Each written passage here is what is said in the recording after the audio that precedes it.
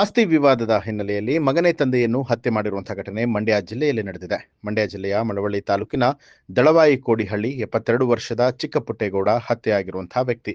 ಹಿರಿಯ ಪುತ್ರ ಪ್ರತಾಪ್ ಎಂಬಾತನಿಂದ ಕೃತ್ಯ ನಡೆದಿರುವಂಥದ್ದು.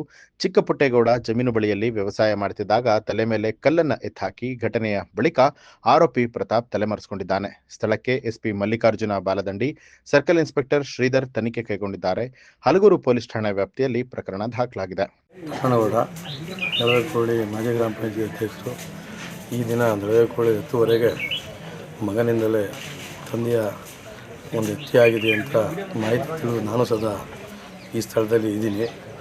ಈ ವಾರಸ್ದಾರರು ಯಾರೂ ಸದಾ ಕಂಪ್ಲೇಂಟು ಕೊಡದೇ ಇರುವ ಸಮಯದಲ್ಲಿ ಪಂಚನಾಮೆಗೆ ಪಂಚಾಯತಿ ಸಿಬ್ಬಂದಿಗಳು ಹಾಗೂ ನಾವು ಎಲ್ಲ ಇದ್ದು ಒಂದು ಕಂಪ್ಲೇಂಟ್ ಕೊಟ್ಟು ಮಾಜೂರು ಸ್ಥಳ ಪರಿಶೀಲನೆಗೆ ಸರ್ಕಲ್ ಇನ್ಸ್ಪೆಕ್ಟರ್ ಸದಾ ಬಂದು ಈ ದಿನ ಎಲ್ಲ ಥರದಲ್ಲಿ ಮಾಜೂರು ಮಾಡಿ ಸತ್ತೋಗದೆ ಅಂತೇಳಿ ಅಲ್ಲಿ ತೀರೋಗೋರೆ ಅಂತೇಳಿ ಗೊತ್ತಾದ ಮೇಲೆ ಮಾಜೂರು ಮಾಡ್ತಾರೆ.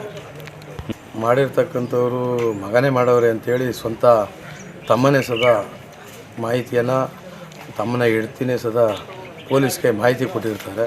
ಇತ್ತೀಚೆಗೆ ಅವರ ಮನೆಯಲ್ಲಿ ಸುಮಾರು ಆಸ್ತಿ ಕಲಹ ಸಿಕ್ಕಾಪಟ್ಟೆ ನಡೀತಾಯಿತ್ತು. 3 ಜನ ಮಕ್ಕಳಿದ್ದು ಅವರೆಲ್ಲ ಅಪ್ಪನ ಮೇಲೆ ದೌರ್ಜನ್ಯ ಮಾಡ್ತಾಯಿದ್ರು.